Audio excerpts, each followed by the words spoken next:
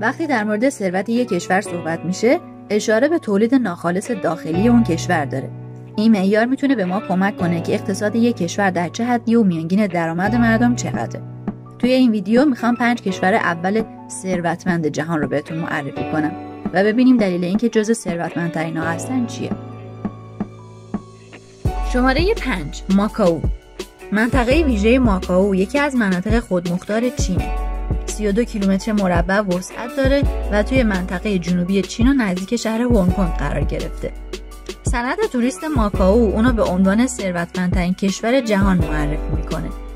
جاذبه‌های گردشگری متنوعی داره، مثل کازینوها، مرکز خرید لوکس، مکان‌های تفریحی، شهر بازی‌ها و آثار تاریخی و فرهنگی غنی مثل ساختمان سنت پل، ماجراهای ماکائو و کلیساها و معبدهایی که باعث شده هر سال میزبان میلیون‌ها نفر گردشگر باشه. از بین این جاذبه‌ها بخشی که توی جذب ثروت ماکائو خیلی مؤثر بوده، بازی‌های شانس و کازینوها بودن که درآمد قابل توجهی رو از شرط بندی به دست آورده.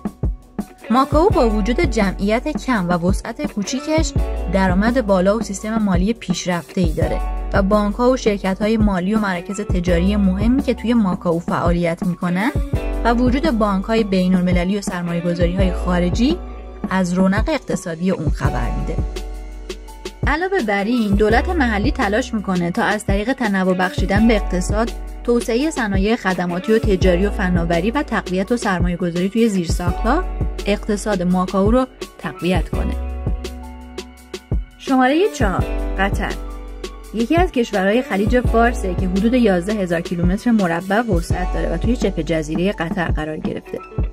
منابع طبیعی فراوان گاز و نفت و صادراتشون اونو به یکی از ثروتمندترین کشورهای جهان تبدیل کرده. قطر بزرگترین میدان گازی جهان رو بعد از ایران و روسیه داره و صادرات این منابع باعث شده به عنوان یکی از پرسودترین و پردرآمدترین کشورهای جهان باشه. علاوه بر صادرات انرژی، قطر این سالها به بخش‌های دیگه‌ای از اقتصادم توجه خاصی داشته و تونسته به عنوان مرکز مالی و تجاری توی منطقه شناخته بشه. این کشور تلاش میکنه تا صنعت گردشگری رو با جاذبه‌های منحصر به فردی مثل موزه ملی قطر، کرنیش دوحه و استادیوم البکرت پویان نگه داره و پیش ببره. شماره 3 سنگاپور. ممکنه شنیده باشین که سنگاپور مثل یه شرکت اداره میشه. درسته و البته یه شرکت موفق هم است.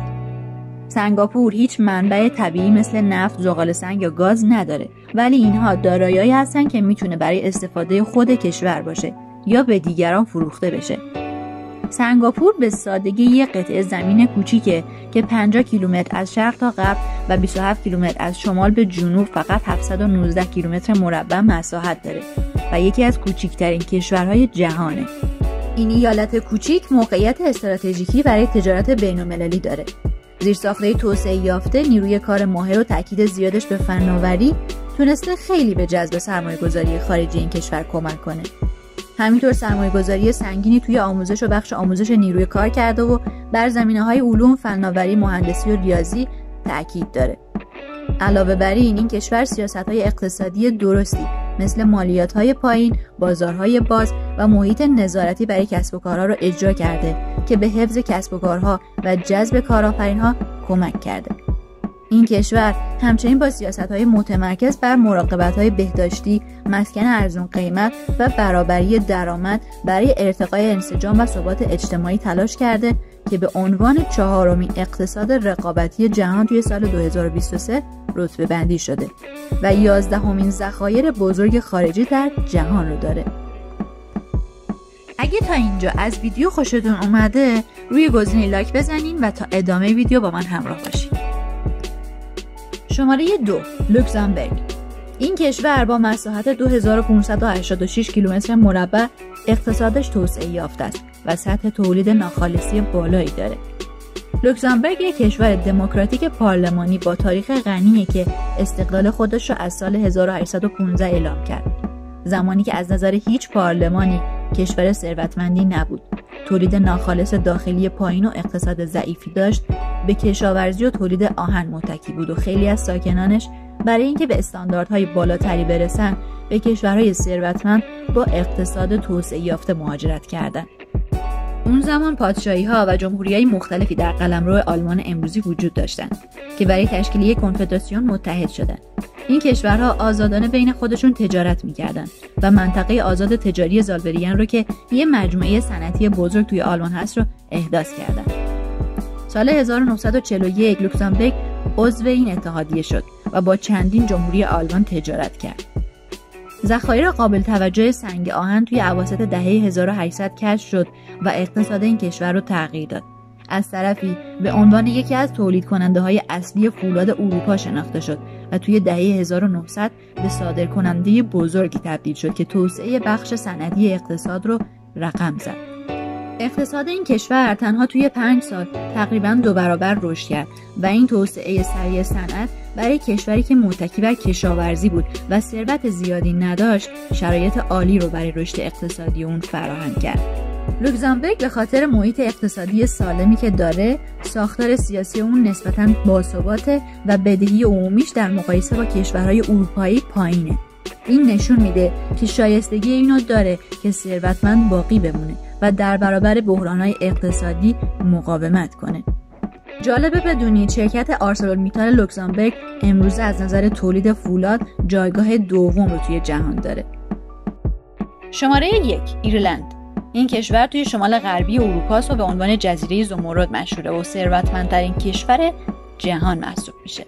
تصور مردم از کشورهای جهان اول مثل ایرلند وجود آسمان خراش و طراحی‌های شیکه، ولی در مورد ایرلند یه خورده متفاوته و همه چی منحصر به فرده، طوری که به جای اونا از ترکیب جذاب معماری تاریخی و مدرن برخورداره که توی مکان‌هایی مثل دوبلین و کورک به وضوح دیده میشه. ایرلند از اقتصاد مبتنی بر کشاورزی به اقتصاد مبتنی بر دانش با تمرکز روی فناوری و نوآوری تبدیل شده. نرخ مالیات پایین باعث شده نیروی کار ماهر و محیط تجاری مطلوب سرمایه‌گذاری‌های خارجی رو به سمت خودش جذب کنه. از طرفی سرمایه‌گذاری‌های زیادی که توی حوزه آموزش، داروسازی، مالی و توریسم انجام شده، اقتصادش رو تقویت کرده و به یکی از بهترین کشورهای دنیا برای سرمایه‌گذاری، کار و تحصیل تبدیل شده. از سال 2008 تا 2012 ایرلند یه رکود شدید رو تجربه کرده، ولی تونسته رشد اقتصادی قابل توجهی داشته باشه و اونو ثابت نگه داره. یه شهروند متوسط توی ایرلند درآمد نسبتاً بالایی داره و از استاندارد زندگی خوبی برخورداره. ولی این به این معنی نیست که همه افراد ایرلند ثروتمندن یا اینکه مردم هیچ چالش مالی ندارن.